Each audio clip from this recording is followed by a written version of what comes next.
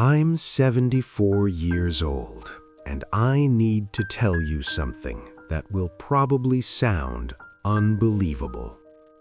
For decades, I believed I was living the dream. Successful, respected, financially secure. People called me a model accountant, the guy who had it all figured out. But here's the truth nobody talks about. While I was building spreadsheets and filing tax returns for other people, I was quietly killing my own soul. I followed the safe path, the responsible path, the one my parents demanded. And in doing so, I destroyed the thing I loved most, my art. Everything you think you know about being practical is completely wrong. They tell you, pick stability, chase security, avoid risk. And for 40 years, I did exactly that. I worked late nights, I ignored my own dreams, and I told myself, someday when I'm retired, I'll paint. But I didn't see the cost until it was far too late. My brushes are in a studio, but my hands are crippled with arthritis. My blank canvases stare at me every morning like ghosts. I have money, I have a house, I have a wife who loves me. But the one thing I always wanted, my creative fire, is gone. And time, it's running out faster than I ever imagined. I should have been painting masterpieces in my 20s, not balancing books. I should have risked the hunger, the doubt, the uncertain life of an artist. Instead, I chose safety. And now I'm left with a lifetime of regret. But before I tell you what happened, how I ended up here with a studio full of blank canvases and hands that no longer obey me, you need to understand the lie I believed for 40 years. The lie that success could replace passion, that security could replace fulfillment, that being responsible could somehow make up for losing myself. Because the truth is brutal, and it's waiting for you too if you're not careful. It all began in 1975, when I was 25 years old. I had just finished art school and felt unstoppable. My sketches and paintings had won small awards, and my art teacher, Mrs. Sullivan, told me I had a gift that could take me far. I remember her saying, "You have to follow this path, no matter what anyone says." I believed her. I could see myself in a sunlit studio, my canvases lining the walls, colors bleeding onto the world. I could taste the freedom, the joy, the pure satisfaction of creating something that belonged to me.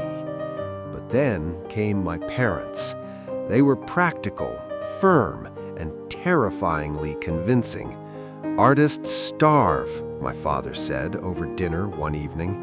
"A stable profession is the only path to a decent life. You'll thank us later." My mother nodded, handing me a cup of tea. "You'll have a family to support someday. Don't throw your life away chasing a dream." I was stubborn, but I was also young, idealistic, and desperate for their approval. The dream of art became something I whispered to myself in secret, a guilty pleasure tucked between balance sheets and tax forms. I promised myself I'd paint on weekends. Just a few hours here and there, I thought. Once I retire, I'll have all the time in the world. Helen, my soon-to-be wife, was supportive but cautious. "We'll get through it," she said one evening, folding laundry. "We'll make a good life, and you'll find your painting later. I believe in you."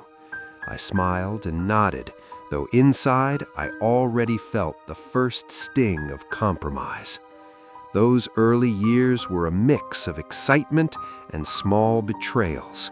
I missed my first gallery show in New York because a client needed my attention. I skipped workshops and critiques that could have sharpened my skill. And each time I rationalized it.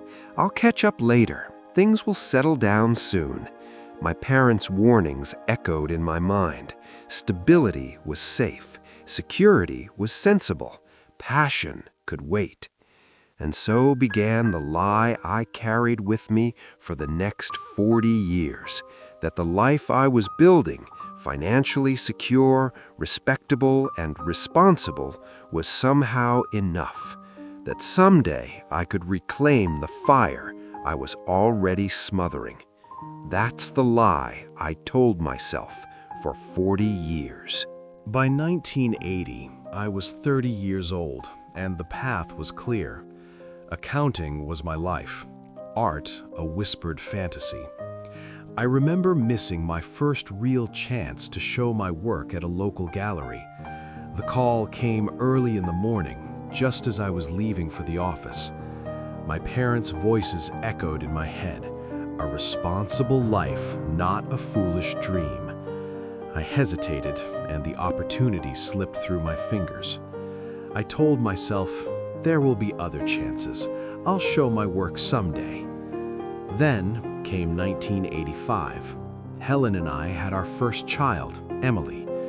I should have been there for her first steps, her first words, her laughter.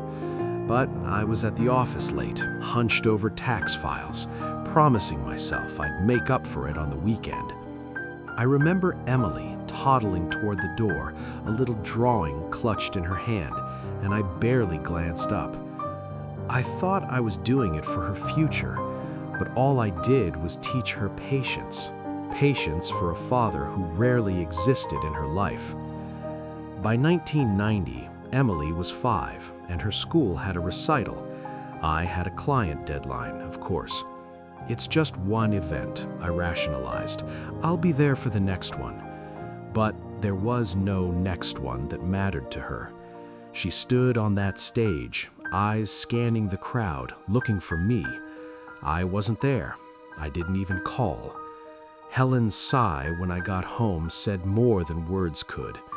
Disappointment, hurt, a quiet warning that patience was wearing thin. In 1995, my second child, Daniel, was born. I promised to be different this time. I took a few days off, but a critical audit pulled me back in. Daniel's newborn cries were drowned out by the hum of the copier and the ring of the office phone. Helen said softly, "We're building a life together, remember? Don't forget us in the process." I nodded, still blind, still thinking I was protecting them with my sacrifice. By the early 2000s, the pattern was undeniable. Emily was 12, Daniel 7. Their milestones passed like ships in the night. School plays, soccer games, birthdays, family vacations. Each time I had a rational excuse. Just a few more years, then I'll have time. Once this project is done, I'll be present. Next month, next year, I promise. And slowly, painfully, my children stopped expecting me. Emily stopped asking if I'd come to her recitals. Daniel stopped showing me his drawings. Their trust and excitement faded into polite acknowledgement.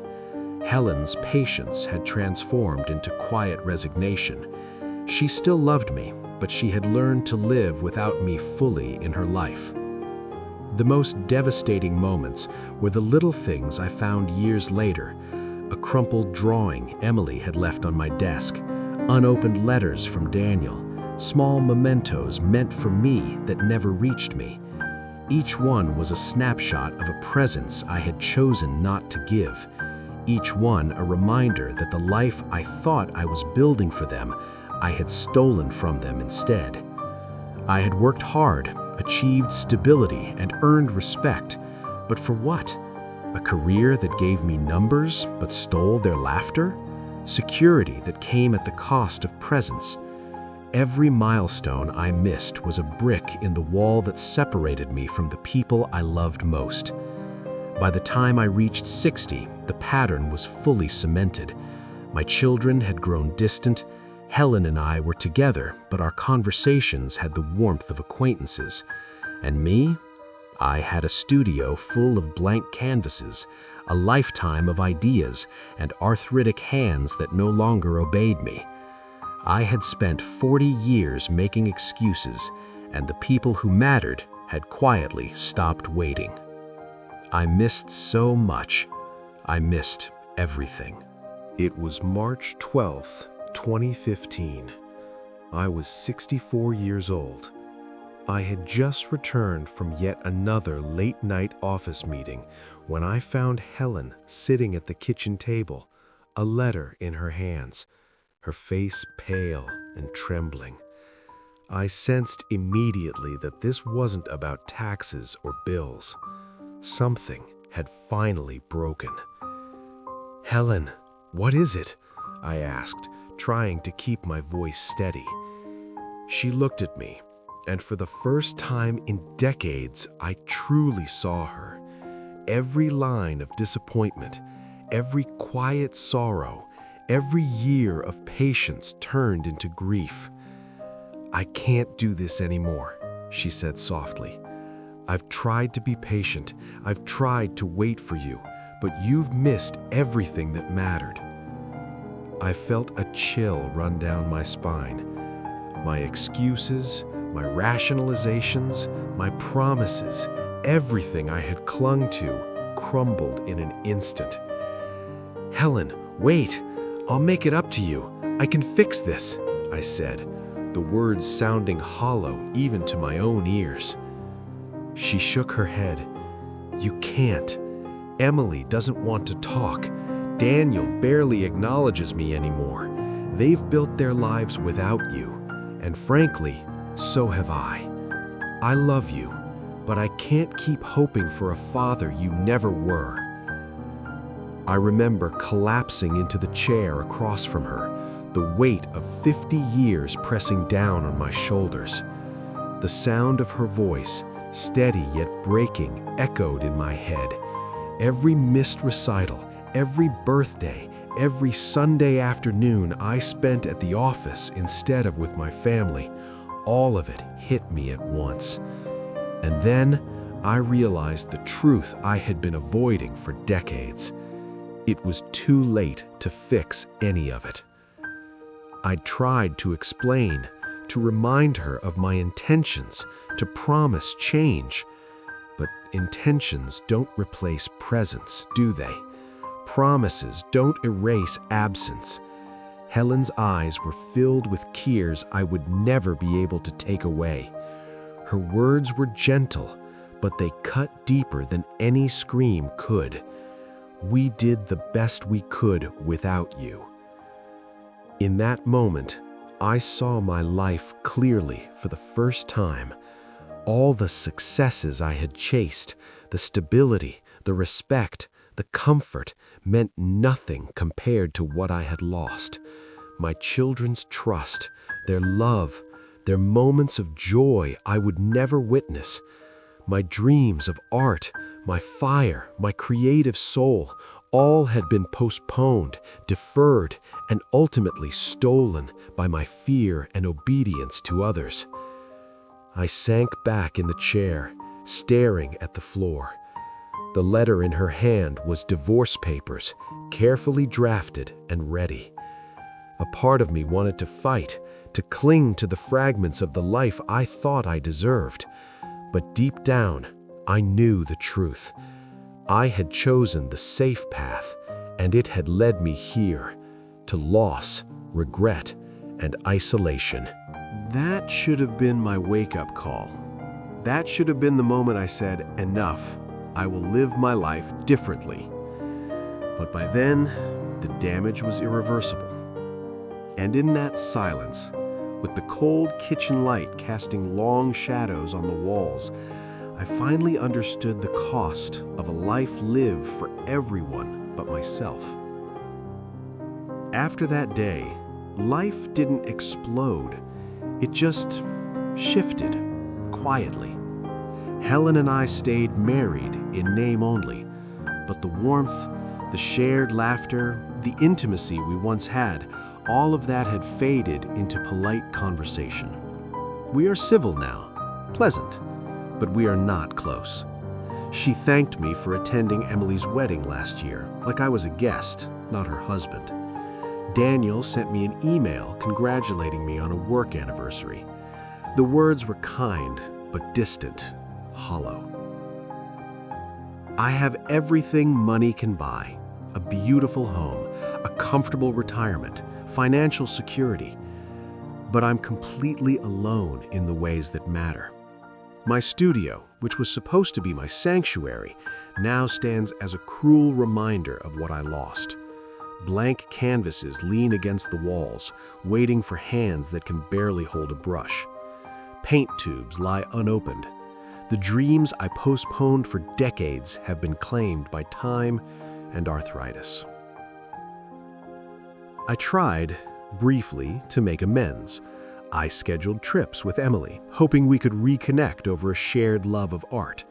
I sent Daniel sketches, hoping to spark a conversation. I bought gifts and wrote letters, but it felt like grasping at air. Their lives moved forward without me, and my attempts to enter their worlds were met with polite smiles, brief nods, and distant warmth. Love is not something you can force. Presence cannot be bought. The hardest part is the permanence. There are moments I will never see, laughter I will never hear, memories I will never create.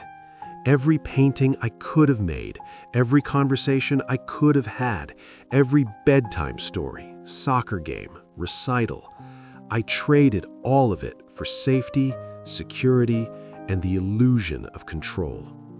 Now, the years have closed in, and the people I wanted most to share my life with have adapted, moved on, and learned to live without me.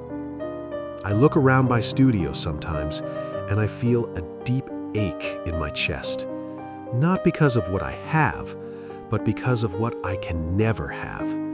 Financial success, societal respect, even Helen's residual affection, these are pale shadows compared to the life I abandoned.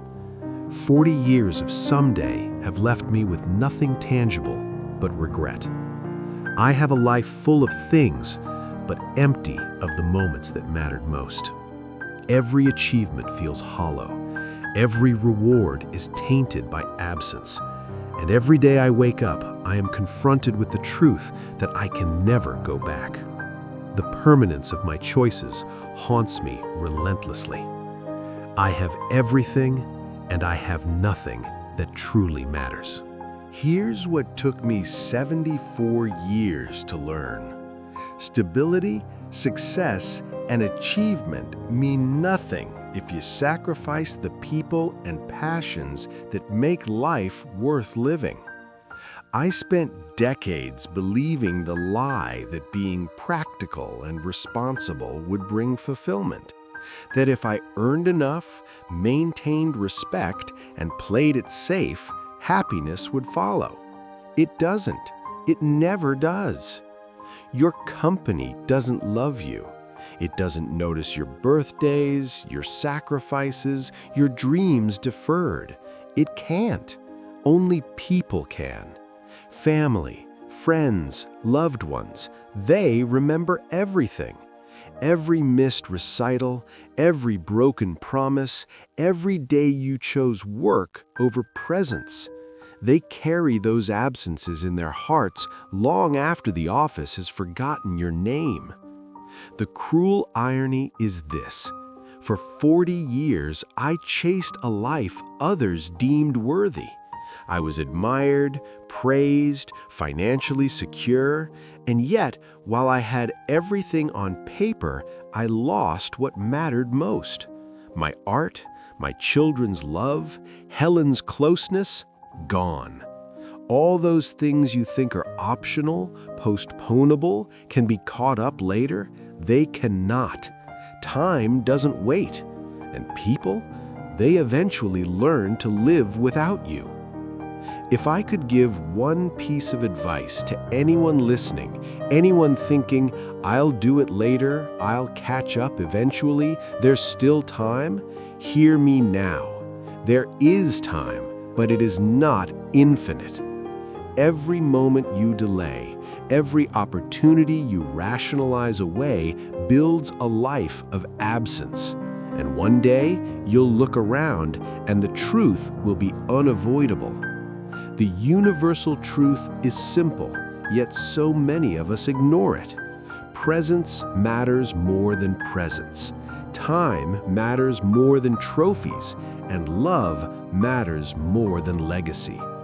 Achievements can fill your bank account, they can fill your resume, but they cannot fill your heart. Only the moments you are present, the connections you nurture, and the passions you pursue can do that. I learned this too late, and now the world can applaud my success, but inside, I am painfully aware of what it cost me. If I could speak to my 25-year-old self, I would say this: stop listening to everyone else's definition of success. Stop believing that stability equals fulfillment. Stop thinking that someday, somehow, you'll make up for lost time. Stop postponing your dreams for promises that never guarantee happiness. Stop missing birthdays. Stop skipping recitals.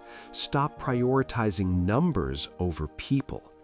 That promotion, that client, that recognition, none of it will matter when you're standing alone in a quiet studio filled with blank canvases, wondering where your life went. Start painting. Start being present. Start saying yes to the moments that matter more than the meetings that don't. Start taking risks even when the outcome is uncertain. Start putting your heart into the life you actually want instead of the life others expect from you. Start noticing the small things, the laughter at the dinner table, the drawings left on the fridge, the quiet moments when someone trusts you with their time and love. These are the true treasures. These are the moments no one can take from you if you choose to be there. Core truth: the world will never stop demanding your attention, but it will never replace the love you lose by not showing up. Time is the currency of life, and every day you delay, you spend it on things that cannot buy back the years you miss. If I could go back, I would pour my life into presence over perfection, passion over prudence, people over profit. I would fight for the art, the moments, the relationships I once thought could wait. I would embrace imperfection because the cost of waiting was far too high. Stop, start, choose wisely, because the one thing you cannot recover is time spent away from what truly matters. I see you out there, scrolling through your phone, checking emails during dinner, promising yourself you'll catch up later. You tell yourself, there's always next week, next month, next year. I can make up for it. But here's the hard truth. You can't. Time doesn't wait. Life doesn't pause for your convenience. Every missed moment, every postponed conversation, every deferred dream is gone forever. Stop lying to yourself. Stop believing that work, achievements, or security will fill the gaps that only presence and passion can. Stop thinking that there's always a later. There isn't. Your children, your partner, your friends, they are growing up and moving on with or without you. And one day, you'll realize they've built their lives without you. You still have time, but only if you start now. Close your laptop, put down the phone, walk into the room where someone is waiting and be there, not half present, not distracted, but truly there. Notice their laughter, hear their stories, watch them grow. These are the things that matter. These are the things that cannot be replaced. Don't wait for the perfect moment because it doesn't exist. Don't tell yourself, once I finish this project, I'll show up. That project will never end. The emails will never stop. The excuses will never run out. Life is not a rehearsal. There is no redo. Every missed birthday, every missed recital, every neglected passion is a brick in the wall between you and the people you love. The choice is yours. Keep running on the hamster wheel, filling your life with things that don't matter and risk the permanent absence of what does. Or step off. Be present. Love fiercely. Create boldly. Make memories, not just money. Chase life, not just stability. Time is running out. Every second counts. What are you willing to sacrifice before you realize it's too late? I'm 74 years old now. I have financial security, a respected career behind me, and a house filled with comfort. And yet, I am hollow inside. I would give it all, every dollar, every accolade, every bit of recognition, for one afternoon with Emily when she was 5, for one conversation with Daniel that wasn't interrupted by work, for one quiet moment with Helen when our love still had room to grow. I can't have that. Time doesn't go backwards. The choices I made, the priorities I set, the moments I postponed, they are gone forever. My studio is filled with blank canvases, my hands ache, and my soul carries the weight of decades of regret. I followed the safe path, and it led me here, to a life where success looks perfect on paper, but feels empty in the heart. I am grateful, yes, for Helen's enduring presence, for my children's lives, for the opportunities I had. But gratitude is bittersweet when weighed against the permanent losses I face. The final wisdom I want to leave is simple. Life is measured not by what you achieve, but by the moments you are truly present. Achievements fade, money disappears, recognition is fleeting. But the love you give, the attention you share, and the passions you pursue, these are eternal, in memory, if not in time. I have learned this truth too late. And now, all I can do is hope that someone listening will choose differently before the moments slip away completely. Close your laptop. Put down your phone. Go home. Be present. Be fully there with the people who matter before it's too late. If this makes you uncomfortable, good. That discomfort is a warning. It's your life reminding you that time is slipping away. Stop telling yourself, I'll make up for it later. Later doesn't exist. Every missed laugh, every skipped recital, every postponed conversation is gone forever. You still have a choice, but it is urgent. Step off the endless hamster wheel. Put down the work that can wait, the projects that are never truly finished, and invest in moments that will last in memory long after you are gone. Call your children, talk to your partner, pick up that hobby you've been postponing, paint, write, dance, Laugh, live.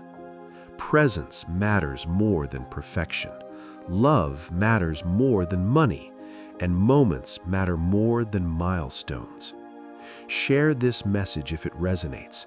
Comment, reflect, and most importantly, act.